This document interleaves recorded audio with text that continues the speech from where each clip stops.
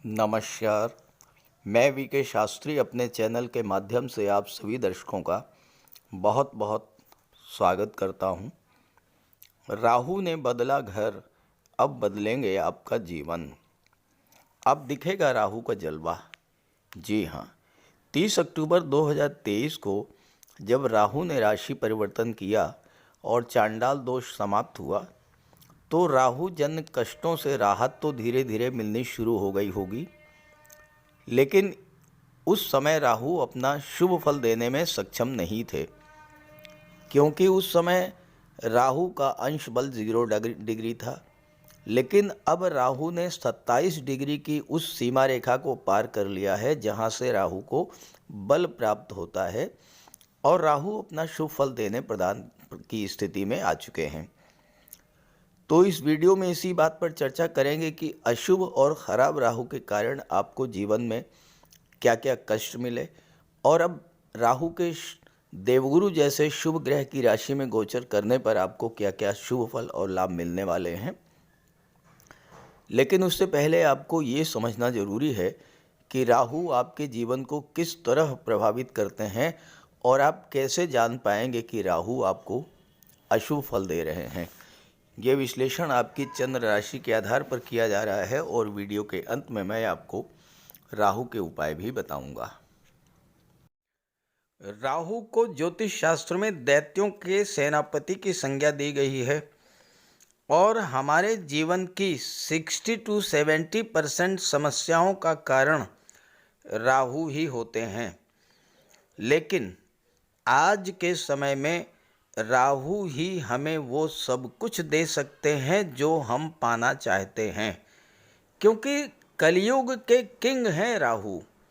राहु एक ऐसा ग्रह है जो अचानक से विपरीत दिशा से एक्टिवेट होकर कार्य करने लगता है।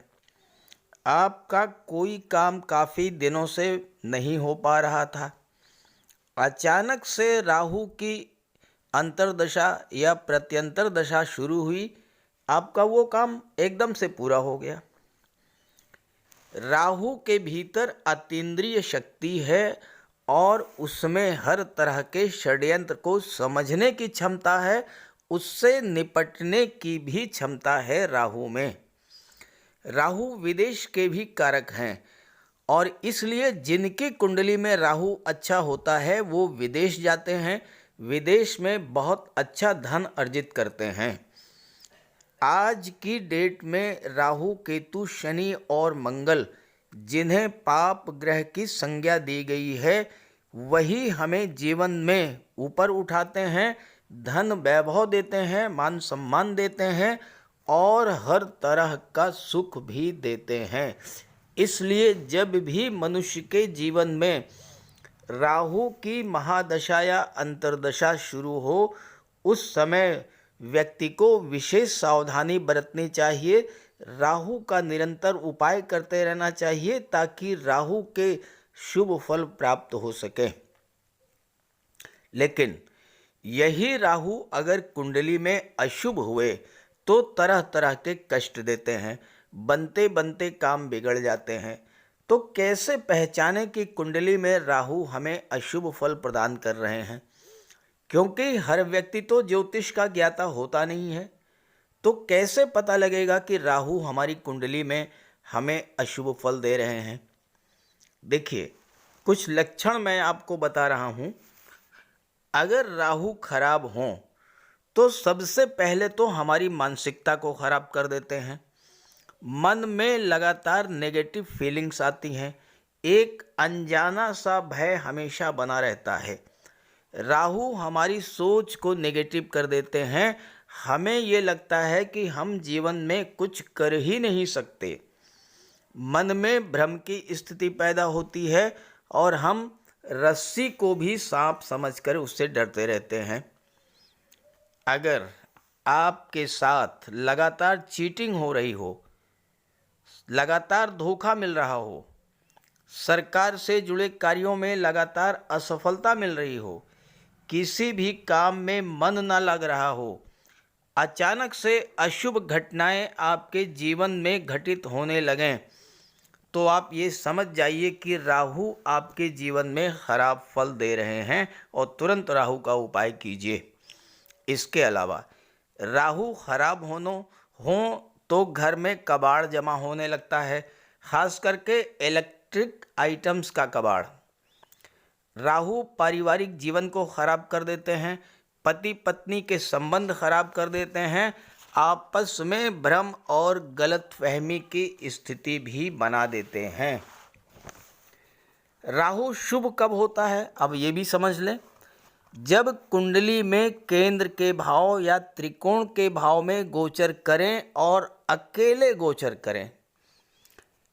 केंद्र के भाव 1, 4, 7, दसम भाव को विष्णु स्थान कहा जाता है, पंचम और नवम भाव को लक्ष्मी स्थान कहा जाता है। और अगर राहु इन भाव में अकेला ही गोचर करे तो राहु अपनी महादशा, अंतर्दशा या प्रत्यंतर दशा के दौरान अत्यंत शुभ फल प्रदान करेंगे और आपको रंक से राजा भी बना देंगे। लेकिन ध्यान दीजिएगा कि अगर राहु के साथ त्रिषडाय भाव के स्वामियों की युति बन जाए, यानी राहु के साथ तीसरे भाव, छठे भाव या 11वें भाव के स्वामी आकर के बैठ जाएं, तो ये जिस भाव में गोचर कर रहे हैं उस भाव के अशुभ फल आपको प्राप्त होंगे। लेकिन ध्यान दीजिएगा, कुंडली का दशम भाव इसका अपवाद है। दशम भाव में राहु हो और उनके साथ त्रिषडाय भाव के स्वामी भी बैठे हों, तब भी राहु शुभ फल ही देगा। तो इसी आधार पर विश्लेषण करेंगे कि अलग अलग राशि के जातकों को महाबली राहु क्या फल प्रदान करेंगे। तो यह है वृषभ राशि के जातकों की कुंडली। राहु का गोचर वर्तमान में लाभ के भाव में है, शनिदेव कर्म के भाव में है और देवगुरु विदेश के भाव में गोचर कर रहे हैं। पिछले 18 महीनों से राहु का गोचर 12वें भाव में था। मंगल की राशि मेष राशि में, शत्रु राशि में। हालांकि राहु विदेश के कारक होते हैं और विदेश के भाव में गोचर कर रहे थे तो अच्छा फल देना चाहिए था, लेकिन चूंकि शत्रु राशि में थे और 22 अप्रैल के बाद से गुरु चांडाल दोष भी बना, तो विदेश संबंधी कार्यों में तरह तरह की अड़चनें आई होंगी। आपका विदेश जाने का सपना अधूरा रह गया होगा। आप वर्क परमिट, वर्क वीज़ा के लिए प्रयासरत थे, वो आपको नहीं मिल पाया होगा। काम आपके बनते बनते बिगड़ गए होंगे। 12वां भाव कोर्ट कचहरी और अस्पताल का भी होता है, खर्चों का होता है और बिला वजह के खर्चे इतना अधिक बढ़ गए होंगे कि मानसिक रूप से आप बहुत परेशान हुए होंगे। हो सकता है कि आपको कर्ज भी लेना पड़ा हो, कोर्ट कचहरी अस्पताल के चक्कर भी आपको लगाने पड़े हों और आपके मन में इतना अधिक चिंता, मानसिक तनाव बना होगा कि आपकी रातों की नींद भी गायब हो गई होगी। डिप्रेशन और एंग्जाइटी की स्थिति से आप गुजरे होंगे। लेकिन अब राहु की दृष्टि, राहु का गोचर 12वें भाव से हट चुका है और 12वें भाव में देवगुरु बृहस्पति का गोचर है, जो 1 मई तक 12वें भाव में गोचर करेंगे और उसके बाद आपके लग्न के भाव में आ जाएंगे। तो विदेश जाने का आपका सपना पूरा होगा। विदेश जाने के मार्ग में जो बाधाएं थीं वह समाप्त होंगी और चूंकि गुरु लाभ के भाव के स्वामी होकर के 12वें भाव में गोचर कर रहे हैं, तो इस समय आपको विदेशों से धन की प्राप्ति होगी और इतना धन प्राप्त होगा कि आपकी धन संबंधी जो समस्याएं थी वो समाप्त होगी। देवगुरु ज्ञान के कारक हैं, बुद्धि के भी कारक हैं, विवेक के कारक हैं और गुरु जब अकेले 12वें भाव में गोचर करेंगे और अपना शुभ फल प्रदान करेंगे और राहु के अशुभ फलों से आपको मुक्ति मिल चुकी है, तो आपके जो कोर्ट कचहरी के चक्कर लग रहे थे, अस्पताल के चक्कर लग रहे थे, वो भी बंद हो जाएंगे। धर्म कर्म में आपकी रुचि बढ़ेगी, ईश्वर में आपकी आस्था बढ़ेगी, आपके मन की चिंता, मानसिक तनाव समाप्त होगा और बिला वजह के जो खर्चे बढ़े थे वो खर्चे भी कम होंगे और धन की बचत शुरू होगी। पिछले 18 माह में 12वें भाव में राहु के गोचर करते हुए राहु की दृष्टि कुंडली के चौथे भाव पर पड़ रही थी। चौथा भाव जो होता है ये आपकी मानसिक शांति को शो करता है। चौथा भाव आपका घर है, आपका घरेलू एटमॉस्फेयर है। चौथा भाव माता, मातृभूमि, भूमि, भवन, प्रॉपर्टी को शो करता है। राहु की अशुभ दृष्टि पड़ने से आपको कई तरह के कष्टों का सामना करना पड़ा होगा। पारिवारिक उलझनें, तनाव, प्रॉपर्टी को लेकर विवाद, माता का स्वास्थ्य खराब होना और राजनीति में उठापटक, ये सब आपके साथ हुआ होगा। घर परिवार में विवाद, प्रॉपर्टी को लेकर विवाद और हो सकता है कि आपके साथ धोखाधड़ी और चीटिंग भी हुई हो। आर्थिक संकट से भी आप गुजरे होंगे। पैसा आया तो होगा लेकिन जितना आया उससे ज़्यादा चला गया होगा। कमेंट करके ज़रूर बताइएगा, आपके अपनों ने ही आपके साथ चीटिंग की होगी। लेकिन अब राहु की दृष्टि हट चुकी है और राहु की दृष्टि हटने के बाद देवगुरु की दिव्य दृष्टि चौथे भाव पर पड़ रही है और चौथे भाव में देवगुरु उच्च के होते हैं। चौथा भाव गुरु की उच्च की राशि का है और यहाँ गुरु की दृष्टि जब पड़ी तो आपके जो परिवार में समस्याएं चल रही थी वह समाप्त होने शुरू होगी। माता पिता के स्वास्थ्य को लेकर जो चिंता थी वो दूर होगी। भूमि, भवन, प्रॉपर्टी का योग बनेगा। राजनीति, इंडस्ट्री, व्यापार से आपको लाभ मिलेगा और साथ ही साथ वृषभ राशि के वो जातक जो कला से संबंधित रखते हैं, क्योंकि वृषभ राशि शुक्र की राशि है और शुक्र कला और सौंदर्य के कारक हैं, तो वो जातक जो कला से संबंध रखते हैं उनको कला के क्षेत्र में बहुत अच्छी सफलता और लाभ मिलेगा। क्योंकि शनि की दृष्टि चौथे भाव पर पड़ रही है और शनि दशम भाव में गोचर कर रहे हैं, तो कला के क्षेत्र में विदेश जाने का भी योग बनेगा।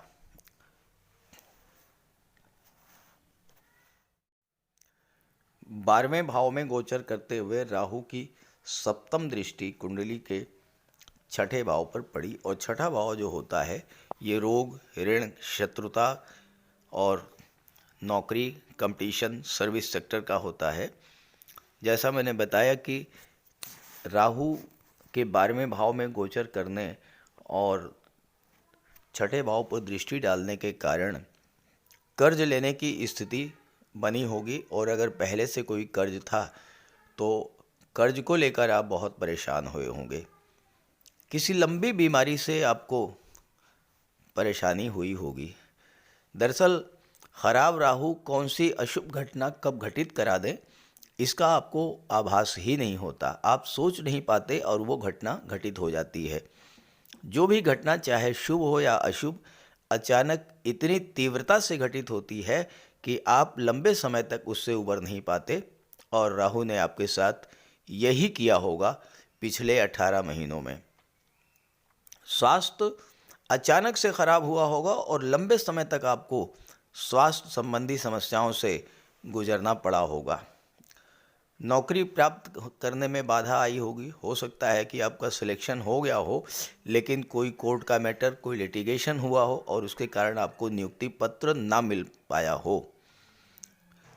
हो सकता है आप पर किसी तरह का कोई आरोप भी लगा हो और अगर आप स्वतंत्र व्यापार व्यवसाय कर रहे थे, आप प्रोफेशनल्स के रूप में काम कर रहे थे, तो आपके जीवन में अप डाउन्स देखने को मिले होंगे। ननिहाल पक्ष से भी संबंध खराब हुए होंगे और आपकी इंट्यूशन पावर में कमी आई होगी। आने वाली घटनाओं का आपको आभास तक नहीं हो पाया होगा और अचानक से वो घटना घटित हो गई होगी। लेकिन अब छठे भाव से राहु की दृष्टि हट चुकी है और देवगुरु बृहस्पति की दिव्य दृष्टि पड़ रही है तो आपको कर्जों से राहत मिलेगी, स्वास्थ्य में सुधार देखने को मिलेगा। कोई शत्रुता, कोर्ट कचहरी का मैटर था, उसमें आपको राहत मिलेगी। आपका सिलेक्शन हो गया था, नियुक्ति पत्र नहीं मिल पा रहा था, अब आपको नियुक्ति पत्र भी मिलेगा और आपकी ज्वाइनिंग भी होगी। प्रतियोगी परीक्षाओं में आपको सफलता मिलेगी। किसी तरह का कोई आरोप आप पर लगा था वो समाप्त होगा, और प्रोफेशनल की लाइफ में जो अप डाउन्स चल रहे थे वो भी समाप्त होंगे। ननिहाल पक्ष से आपके रिलेशंस अच्छे होंगे और आपकी इंट्यूशन पावर में वृद्धि होगी। आने वाली घटनाओं का आभास आपको पहले से होना शुरू हो जाएगा और आप अपनी सुरक्षा कर ले जाएंगे। पिछले 1.5 वर्षों से राहु की नवम दृष्टि अष्टम भाव पर पड़ रही थी। अब अष्टम भाव बहुत ही खराब भाव माना जाता है। कष्टों का, पीड़ाओं का, दुर्घटनाओं का, चोट चपेट, एक्सीडेंट्स का, सांघातिक रोगों का, परिवर्तन का, विघ्न बाधाओं का, ये सब अष्टम भाव होता है। और जब राहु की दृष्टि पड़ी और राहु खराब फल दे रहे थे तो फिर आपको अष्टम भाव के खराब फल मिलने शुरू हो गए। आपको जीवन में अचानक से कई अशुभ घटनाओं का सामना करना पड़ा होगा। हो सकता है कि कोई चोट चपेट, एक्सीडेंट भी हुआ हो और कमर के नीचे रोगों से आप बेहद परेशान हुए होंगे। बनते बनते काम आपके बिगड़ गए होंगे। ससुराल पक्ष से संबंध खराब हुए होंगे। कोई पैसा आपका जरूर डूब गया होगा, चाहे वो लॉटरी में, चाहे वो शेयर में, चाहे आपने किसी को उधार दिया हो, आपका पैसा वापस नहीं मिला होगा। लेकिन अब राहु की दृष्टि हट चुकी है और देवगुरु की दिव्य दृष्टि अष्टम भाव पर पड़ रही है। गुरु की दृष्टि पड़ने का पहला प्रभाव तो यही पड़ेगा कि आपके जीवन में जो भी समस्याएं थीं उनसे आपको राहत मिलनी शुरू हो जाएगी। क्योंकि गुरु की दृष्टि जब अष्टम भाव पर पड़ती है तो आपको दैवी सपोर्ट मिलता है, ईश्वर की विशेष कृपा आप पर होती है। क्योंकि देवगुरु स्वयं साक्षात भगवान विष्णु के स्वरूप हैं, तो ईश्वर की कृपा आप पर होगी। आपके कष्ट समाप्त होंगे। कोई पैसा आपको डूब गया था वो पैसा आपको वापस मिलेगा। गुप्त धन की प्राप्ति होगी। लॉटरी से, शेयर से आपको लाभ होगा। इंश्योरेंस के क्षेत्र से आपको धन मिलेगा। आपके जो काम बिगड़ गए थे वो बन जाएंगे। ससुराल पक्ष से आपके संबंध अच्छे हो जाएंगे और साथ ही साथ विदेश जाने का भी योग बनेगा इस समय। अब राहु ने राशि परिवर्तन कर लिया है और कुंडली के 11वें भाव में गोचर कर रहे हैं। राहु एक ऐसे ग्रह हैं जो कुंडली के तीसरे भाव में, छठे भाव में और 11वें भाव में बहुत अच्छा रिजल्ट देते हैं। 11वें भाव में राहु से ज़्यादा धन तो कोई दे ही नहीं सकता। तो पहला काम तो राहु यही करेंगे कि आपकी आर्थिक समस्याओं का समाधान करने जा रहे हैं। अब एक महत्वपूर्ण बात, 8 जुलाई तक राहु का जो गोचर है वो बुध के नक्षत्र में होगा, रेवती नक्षत्र में। रेवती नक्षत्र बुध का नक्षत्र है। बुध बुद्धि के कारक हैं, बुध व्यापार के कारक हैं, बुध इंटेलिजेंस के कारक हैं, मैनेजमेंट के कारक हैं, आईटी सेक्टर के कारक हैं, बैंकिंग और फाइनेंस के कारक हैं। तो इन सब क्षेत्रों के माध्यम से राहु आपको धन की प्राप्ति कराएंगे। 8 जुलाई तक जो बिजनेसमैन हैं उनके लिए धन प्राप्ति और धन के संचय का प्रबल योग बन रहा है, क्योंकि बुध आपकी कुंडली में धन भाव के स्वामी हैं। इस समय आपका निवेश भी बढ़ेगा। शेयर में आप निवेश कर सकते हैं, गोल्ड में निवेश कर सकते हैं। अगर आप शेयर मार्केट से जुड़े हैं, स्टॉक मार्केट से जुड़े हैं, तो ये समय आपके लिए अच्छा रहेगा। हालांकि शेयर मार्केट से मैं आपको सलाह नहीं दूंगा जब तक कि आप किसी एक्सपर्ट्स की राय ना ले लें। यहाँ पर राहु की दृष्टि कुंडली के तीसरे भाव पर पड़ेगी और तीसरा भाव जो होता है ये पराक्रम पुरुषार्थ में तो आपकी वृद्धि करेंगे ही राहु, राहु छाया ग्रह हैं और जो छाया से संबंधित क्षेत्र हैं, फोटो रिलेटेड एरियाज़ हैं, उनके लिए ये समय बहुत अच्छा रहेगा। राहु की दृष्टि पड़ने से वृषभ राशि के वो जातक जो कला के क्षेत्र से जुड़े हैं, जो एक्टिंग के क्षेत्र से जुड़े हैं, जो सिनेमा जगत या मॉडलिंग के क्षेत्र से जुड़े हैं, ग्लैमर इंडस्ट्री, फिल्म इंडस्ट्री से जुड़े हैं, जो लोग टीवी सीरियल से जुड़े हैं, ऐसे जातकों के लिए राहु बहुत बड़ा धन का भंडार लेकर के आ रहे हैं आने वाले 18 महीनों में। और राहु की दृष्टि पंचम भाव पर पड़ेगी तो छात्रों के लिए भी अच्छा रहेगा। संतान के साथ आपका लगाव बढ़ेगा। सबसे बड़ी बात यह है कि राहु जिस भाव में गोचर करते हैं और जिस भाव पर दृष्टि डालते हैं, उससे संबंधित चीज़ों के प्रति आपका लगाव बहुत ज़्यादा बढ़ जाता है। तो यहाँ एकादश में है, पैसे का लगाव, आपसे आपका पैसे के प्रति लगाव बढ़ेगा। ज़्यादा से ज़्यादा आप परिश्रम करेंगे और ज़्यादा से ज़्यादा आप धन अर्जित करेंगे। और 8 जुलाई के बाद जब शनि के नक्षत्र उत्तरा भाद्रपद में आ जाएंगे राहु, तो आपको अपने कार्य क्षेत्र से बहुत बड़ा लाभ मिलेगा, क्योंकि शनि कर्म के कारक हैं और राहु लाभ के भाव में बैठे हैं। और राहु शनि के नक्षत्र में है, तो शनि के माध्यम से यानी आपके कार्य क्षेत्र से आपको धन की प्राप्ति कराएंगे। पंचम पर दृष्टि डालते हुए राहु आपके लव रिलेशंस को बहुत मजबूत करेंगे, विवाह में परिणित करेंगे। और जब सप्तम पर दृष्टि डालेंगे तो आपके व्यापार व्यवसाय को बुलंदियों पर पहुंचा देंगे। हालांकि आपके दाम्पत्य जीवन में थोड़ा बहुत तनाव उत्पन्न कर सकते हैं, तो ये आपको स्वतः अपने ऊपर नियंत्रण रखते हुए और दाम्पत्य जीवन को बचा करके चलना है। बिजनेसमैन के लिए राहु का गोचर बहुत अच्छा रहेगा लाभ देने के लिए धन की दृष्टि से, तो इस गोचर का पूरा लाभ उठाएं। हाँ, अगर आपकी जन्म कुंडली में ही राहु खराब है या आपको राहु खराब फल दे रहे हैं, तो फिर आप राहु का उपाय जरूर कर लीजिएगा। बात करते हैं उपायों पर। जीवन में परेशानियां बढ़ रही हों, संघर्ष बढ़ रहा हो, अचानक से आपके जीवन में नकारात्मक घटनाएं घटना शुरू हो जाएं, अचानक से आपको धन हानि शुरू हो जाए, परिवार में कलह शुरू हो जाए, बीमारियों से, रोगों से आप परेशान होना शुरू कर दें, तो आप ये समझ लीजिए कि राहु खराब फल दे रहे हैं। तो राहु के लिए कुछ सामान्य से बहुत सामान्य उपाय हैं, लेकिन बहुत प्रभावी उपाय मैं आपको बताने जा रहा हूँ। देखिए, देवाधिदेव भगवान भोले शंकर ये शनि पर भी नियंत्रण रखते हैं और राहु पर भी नियंत्रण रखते हैं। और अगर आप भगवान भोले शंकर की आराधना करते हैं तो शनि भी नियंत्रित रहेंगे और राहु भी कंट्रोल में रहेंगे। तो राहु के लिए आप सोमवार और शनिवार के दिन जल में काला तिल मिला करके शिवलिंग पर अर्पित कीजिए, भगवान भोले शंकर की आराधना कीजिए। राहु के नेगेटिव फल मिलना बंद हो जाएंगे। इसके अलावा दुर्गा सप्तशती में कहा गया है,